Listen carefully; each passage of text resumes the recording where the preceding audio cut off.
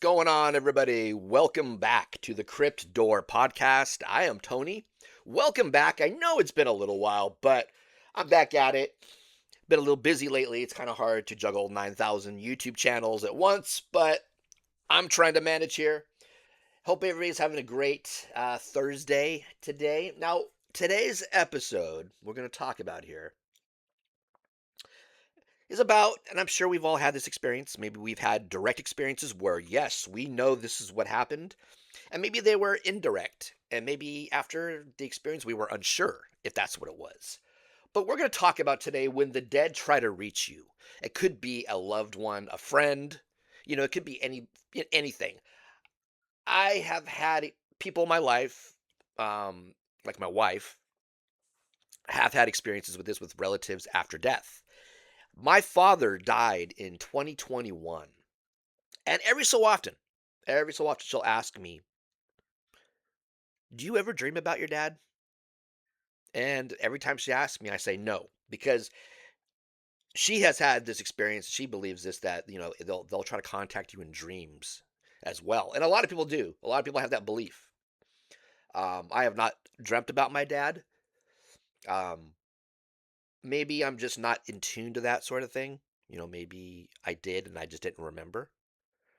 Um, but yeah, we're gonna dive into this, I have a personal experience. I'll talk about at the end of the episode. It isn't a huge deal, but I felt like there was a sign there. So let's get into this, about when the dead try to reach you. It's a moment most people don't talk about. It's not loud, it's not dramatic, it's quiet. Sometimes it happens late at night, sometimes it happens while you're driving, sometimes it happens standing in a cemetery when no one else is around. You feel something, not fear, not imagination, just awareness. Today, we're talking about what people have described for thousands of years. What happens when the dead try to reach you? Not what movies say, not jump scares, not Hollywood ghosts. We're talking about experiences reported across cultures, patterns that repeat throughout history, subtle signs people ignore, and the uncomfortable question nobody likes to ask. What if they're not trying to scare us, but to communicate? This episode isn't here to convince you. It's here to lay everything out, calmly, honestly, and we'll let you, our audience, decide.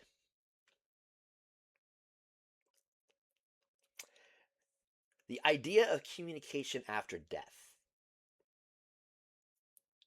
Death doesn't end questions, it creates them.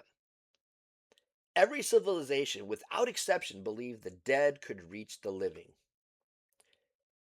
Ancient Egypt, Rome, China, indigenous cultures, early Christianity, modern spiritualism.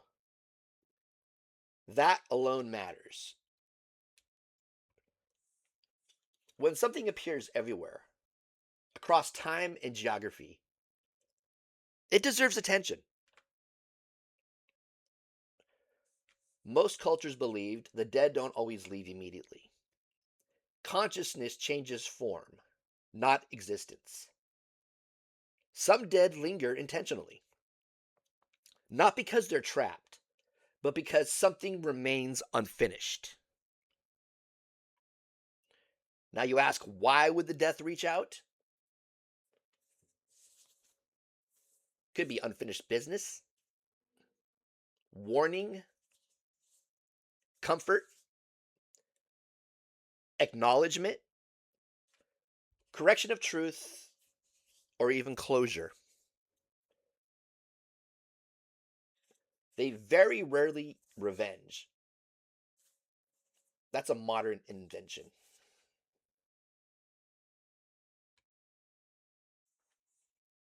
People don't report being contacted randomly. Contact tends to occur when someone is emotionally open, grieving, isolated, reflective, or already thinking about mortality. The dead don't interrupt noise, they appear in quiet. Signs people report and why they're subtle. Most people miss the signs because they expect something dramatic, but reports overwhelmingly describe gentle disruptions, not terror. Dreams that feel different, not symbolic dreams, not fuzzy memories, but people have reported the deceased looks healthy, speaks clearly, delivers a simple message, and that the dream feels stable. And most importantly, people that wake up knowing it wasn't just a dream. These dreams don't fade, they settle. Repeated coincidences. Now, I've had an experience with this, but I'll talk about that at the end. Repeated coincidences. Repeated coincidences. Same song, same number, same phrase, same time of night. Once it's coincidence, repeated patterns feel intentional. The dead, according to many belief systems, don't manipulate matter easily, but probability is easier. Some people say electrical interference. This is reported as well pretty often. Lights flickering, radios activating, clocks stopping, and batteries draining. Not violently, momentarily, as if something brushed reality. Some people report physical sensations. People report sudden chills without fear, pressure on shoulders, warmth, feeling watched but not threatened. The emotion matters. If it's calm, people don't panic. If it's fear based, they usually do.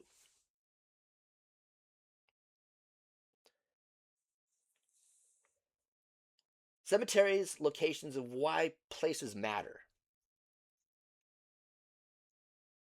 The dead do not attach to buildings randomly.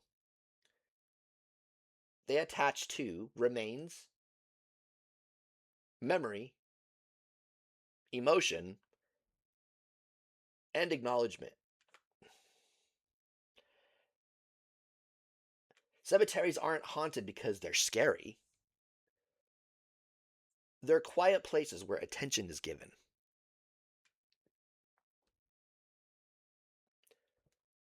Why cemeteries feel different. People lower their voices, they slow down, they think. That mental state may make perception easier. It's not that cemeteries create spirits, they removed distractions.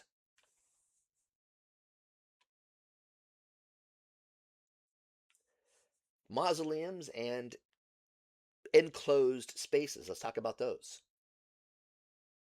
Reports increase inside crypts, mausoleums, and sealed spaces.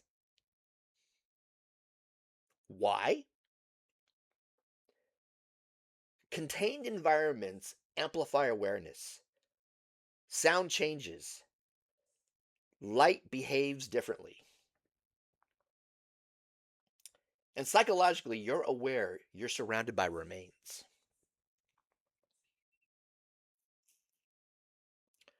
Are certain spirits bound to graves?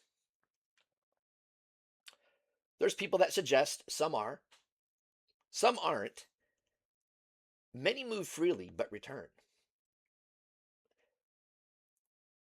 Graves act more like anchors, not prisons. Now, maybe you're wondering who gets contacted and who doesn't. This is uncomfortable but consistent. People who report contact often share traits: introspective, observant, emotionally regulated, skeptical but open, and not seeking attention. Ironically, people hunting for contact report less. Now let's talk about children and the elderly.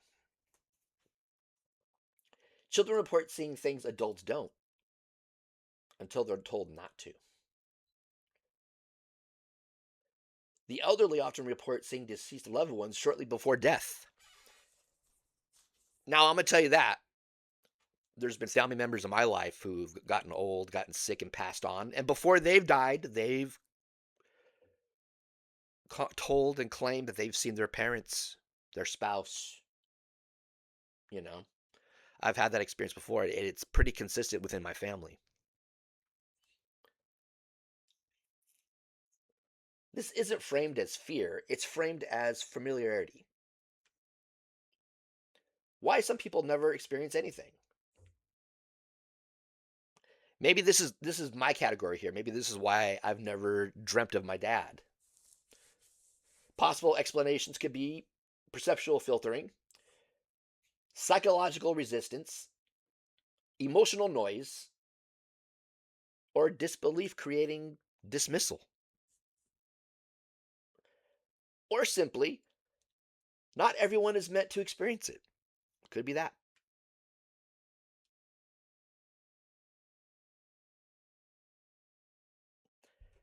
Now let's get into the hard questions here. Let's talk honestly. Is this just grief? Sometimes, yes. But grief doesn't explain shared experiences, verifiable knowledge, repeated cross cultural reports, identical descriptions from people who never met. Grief explains emotion, not patterns.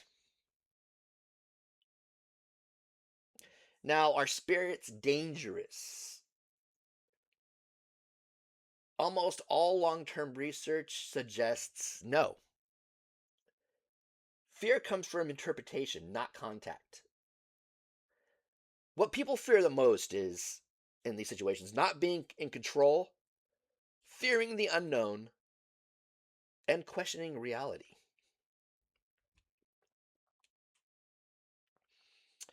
Now, people say or ask, why don't the dead speak more clearly? If they exist in a different state, communication may be limited. Imagine trying to explain color to someone born blind. Now, reverse it. So, I'm going to get into a personal experience here before we end this episode that I was talking about earlier when I started this episode. Now, I've never been like, I've never felt in dreams or anything that my father ever tried to contact me after his death. But I had an experience a couple of times in a couple of different stores. You're in a store, grocery shopping or whatever, and a song comes on the PA system in the store. They play music, or some play elevator music, or some play regular music we all know. There's been a couple of times. It could just me hoping, or it could just, be a coincidence, or it could just be a sign. My father was a huge Elvis Presley fan. Huge. He loved him. Owned all the albums, saw all the movies as a kid. When I was in a couple different stores, a couple different times after his passing, stores I've never even heard Elvis Presley music played in. Sometimes there'd be times where Elvis Presley song would start playing randomly in a store I've never heard it play in because I frequent the same stores and you know think I would have noticed this by now. But there's a couple times in a couple different stores where I heard an Elvis Presley song just start randomly playing. Within a bunch of modern songs the store is playing, they'll start playing an old Elvis Presley tune. And I think to myself, old man, I know that's you, you know? And that was probably like those instances, the strongest experience I've ever felt since my father passed. Like I said, I've had elderly family members, especially his siblings, my father's siblings or their husbands or wives, um, experience when they're on their in their last moments, the last few days of their existence, their life, that they saw their mother, their father, their deceased husband or wife. I've had those experiences told to me over the years. And it's funny that I'm reporting on this stuff happening in other people, other cultures, other, it's very strange. My wife has had experiences. About I'd say 4 or 5 years ago, her youngest brother passed. My brother-in-law, my wife's brother, and he was cremated. And before the services took a few weeks, and before the services to inter his ashes in a niche, we had them in our home here. And one night, my wife and I were laying in bed, and our bedroom is in the back, and we have a long hallway that goes down to the living room. All of a sudden, we were laying there in bed one night talking, and the light from the TV just turned on. The TV just turned on because we could see the light on the hallway walls. With the TV's on, you can see the light in the hallway. The light of the TV shining down the hallway on the wall. And I was like, "Holy shit!" It was such a freaky thing. My wife just laughed and said, "Oh, that's Joey," and she thought it was funny because I was like freaking out. And his ashes were in our home at the time. So yeah, that was pretty intense. She was just cracking up at me because she's had experiences like that with other family members over the years. To her, it's common, and to me, that was like a new experience. All right, guys, if the dead can reach us, it likely isn't to haunt us. It's to remind us life continues, attention matters, memory has weight, and nothing truly disappears without acknowledgement. If the dead reach us, maybe it's not about them crossing over. Maybe it's about us slowing down enough to notice. You don't need to believe. You don't need to deny. Just stay aware. Because sometimes the quiet moments aren't empty, they're occupied. All right, guys. Thank you all so much for listening to this podcast. If you've had your own experiences, please drop it in the comment box of this episode. I want to hear it. I want to talk about it. And maybe if I get enough emails and comments and direct messages from people, because some people will contact me in various ways, maybe I'll do an entire episode on people's experiences. All right, guys. Thank you all so much. And I'll talk to you later.